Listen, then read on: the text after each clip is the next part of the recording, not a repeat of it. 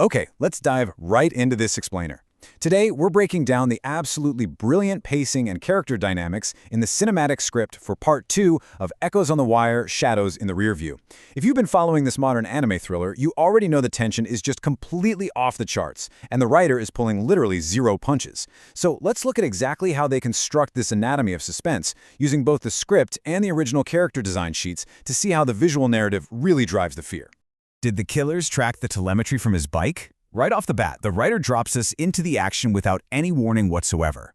We're picking up immediately from that crazy cliffhanger of Part 1, put directly inside our protagonist Syed's panicked mind. Imagine it. A dark SUV is idling heavily in a narrow alleyway, casting this harsh, blinding glare. You could practically feel his heart hammering in his chest as he instinctively steps in front of Syed to shield her from the headlights. It's just a fantastic, immediate hook that shows us exactly how to start a scene with maximum stakes. And that perfectly sets up Section 1, the alleyway encounter. Now, what's really brilliant here is how the writer masterfully builds up this massive external threat, only to completely subvert it just a few lines later. It's a classic tension release mechanic, perfectly executed to keep us totally off balance. Because, as it turns out, that terrifying, shadowy threat is just Uncle Marcus, an elderly, white-haired driver in a sleek suit. It's the classic harmless old man trope, and it works flawlessly. The tension evaporates the second he politely rolls down the tinted window and says, "Good evening, Monsieur. Your father sent me," dropping off some gallery documents in a thick manila envelope. Syed is left standing there, letting out a breath he definitely didn't realize he was holding. He looks, as Sia playfully points out, like he was ready to fight a tank. It gives us a much-needed chuckle, but it also really drives home just how highly strung and traumatized Syed actually is right now. Which brings us to Section 2, profiling Syed and Sia. To truly grasp how the writer is manipulating the suspense here, we have to look at their contrasting internal worlds. These character sheets brilliantly illustrate the core dynamic of the entire story, two vastly different visual and psychological profiles being forced together by intense circumstances. For anyone looking to write a thriller, this aesthetic and psychological clash is a total masterclass in driving narrative tension forward using character design just as much as the plot itself. Let's zoom in on Syed first. He's 23 years old, 5'11", with a lean build, dark messy hair, and is usually sporting his signature tech hoodie and goggles. Notice the expression guide. His emotions are intense, they're volatile, they rapidly shift from confident and determined to concerned, panicked, and downright angry. This matches his paranoid, hypervigilant state in that dark alleyway to a T. His whole life is high speed and high stakes.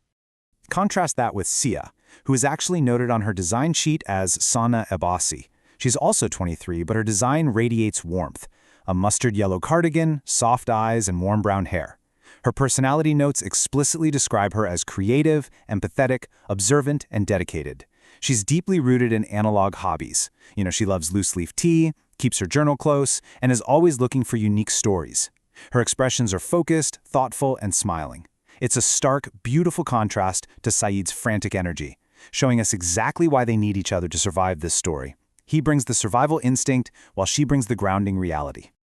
So let's look at how that plays out in Section 3, the analog oasis. The script beautifully transitions from the harsh glare of the alleyway into a quiet, golden-orange evening at Sia's wooden cottage gate, bringing us to a really profound juxtaposition. Syed's life is entirely consumed by code, screens, and relentless noise. But Sia's world inside her cottage? It's a warm, yellow-lit haven, filled with framed watercolor paintings, stacked books, vintage art supplies, and hot ceramic mugs. It's literally a sanctuary from the thriller happening outside. And this leads to a beautifully vulnerable character moment at the gate. Syed actually admits to her, "Yesterday felt like a pause." He says he couldn't stop thinking about the quietness of her place. This raw honesty about needing a break from his chaotic digital life catches Sia totally off guard, but it draws her in. Her gentle smile returns, and she invites him inside to help with the groceries. But, of course, this is a thriller. Section 4, the warehouse connection. In a psychological thriller, safety is merely an illusion.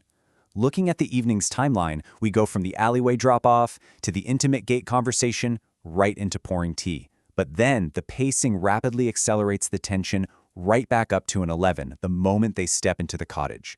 The writer doesn't let us or Syed get comfortable for more than a few seconds.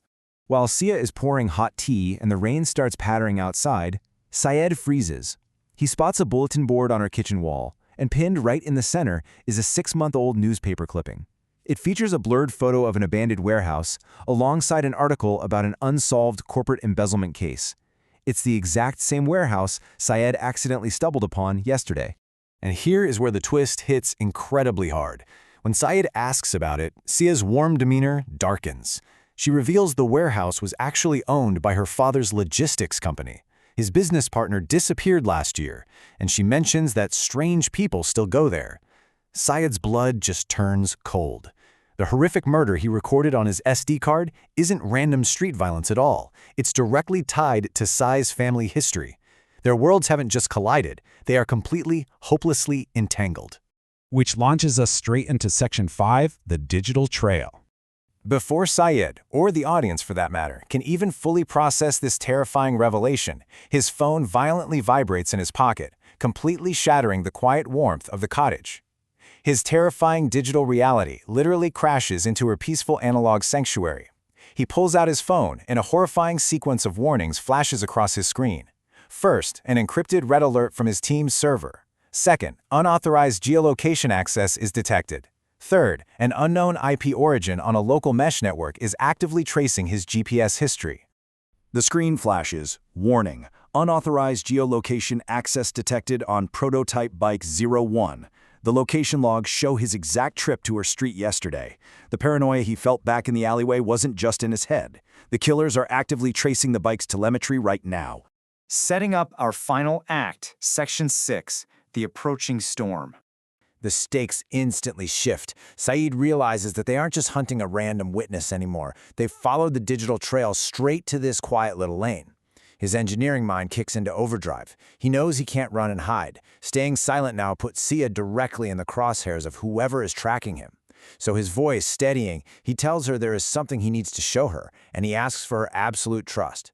He reaches into his jacket and pulls out the small USB drive containing the copied murder footage, test_run_log_094.mp4. But before she can even react to the USB drive, the script delivers an absolute gut punch. 2 bright headlights switch on in the heavy rain. If it isn't Uncle Marcus, who is it? As those blinding headlights pierce the dark, rainy night outside the cottage window, we're left with a chilling cliffhanger. The danger is literally at the door. So my question to you is, how on earth will Syed's digital defense mechanisms fare when raw physical danger finally crashes into Sia's analog world? I guess we'll just have to wait for the next part to find out. Thanks for joining me on this explainer, and keep analyzing.